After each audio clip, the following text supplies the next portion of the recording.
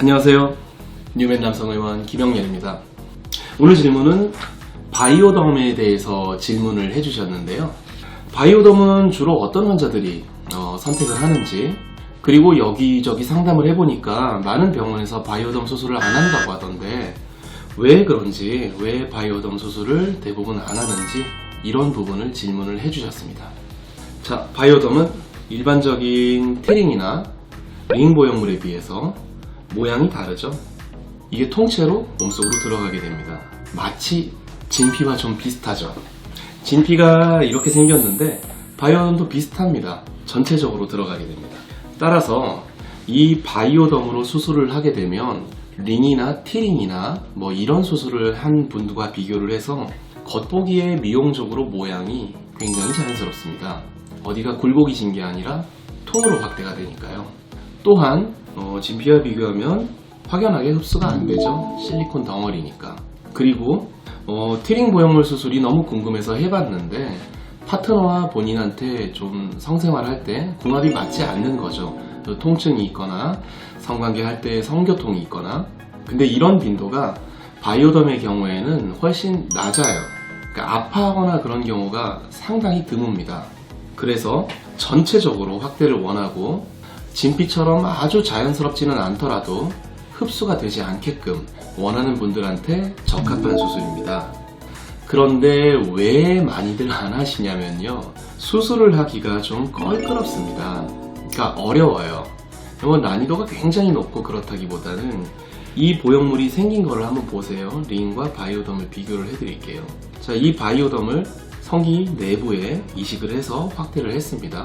근데 이 바이오덤이 이렇게 판상형으로 생겼기 때문에 어디가 잡아주는 데가 없거든요. 티링, 수술만 잘 되면 잡혀요. 움직이질 않습니다.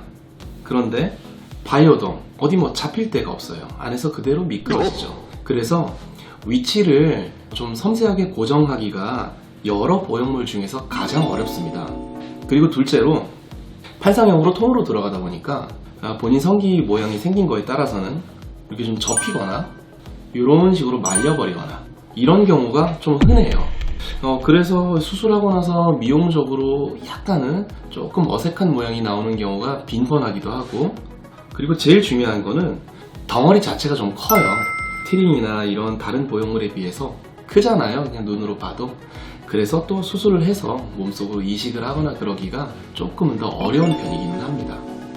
그럼 제가 방금 말씀드린 이런 단점들을 전부 다 보완하면서 바이오덤을 어떻게 만족스럽게 수술을 할 수 있을까요? 이렇게 물어보시는 분들이 많이 있거든요. 일단 뾰족한 방법은 없고요. 즉 근본적으로 이 바이오덤 자체를 방금 제가 말씀드린 그런 현상이 나오지 않게끔 할 수 있는 방법은 없어요. 진피를 가셔야죠, 그러면. 다만 환자분의 음경의 환부, 그러니까 수술할 부위, 음경의 체형이나 생김새에 따라서 선택을 잘해야 돼요. 무조건 바이오덤을 요구하고 오셨는데 도저히 환자분의 성기의 모양과 이 바이오덤이 궁합이 안 맞는 분들도 있어요. 그에 반해서 바이오덤을 수술을 하기가 상당히 적합해 보이는 분인데 제가 방금 말씀드린 이런 점들에 대해서 환자분께서 충분히 동의가 된다면 수술을 면밀하게 진행을 합니다. 며칠 전에 한 분 수술하신 분은요, 어떤 요구를 하셨냐면 아주 오래전에, 한 30년 전에 링 수술을 했는데 성기가 좀 긴 편이세요.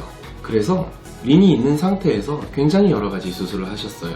진피 조직도 들어가 있고요, 티링도 들어가 있고, 그러다 보니까 이제 모양이 좀 어지러워졌어요.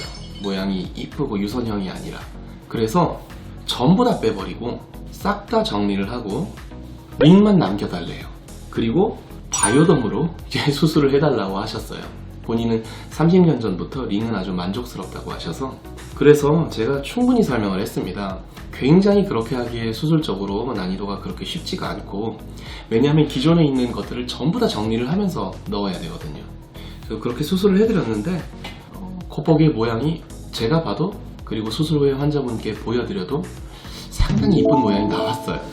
물론 그분이 이제 1년, 5년 이렇게 살면서 바이오덤이 뭐 접히거나 그러진 않는지 좀 경과를 보긴 해야겠지만, 일단 수술 후에 일정 기간 경과를 봤을 때에는 상당히 만족스러운 결과가 나왔거든요.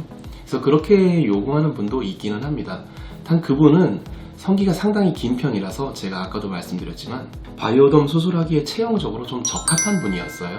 그리고 제가 수술하면서 굉장히 여러가지 장치를 해놨어요. 움직이거나 접히지 않도록 여러가지로 수술적으로 장치를 해놔서 아마 그분은 상당히 만족스럽게 괜찮게 회복이 되지 않을까 싶은데, 그래도 뭐 5년 후, 10년 후는 저도 100% 뭐라고 말씀을 드릴 수는 없습니다.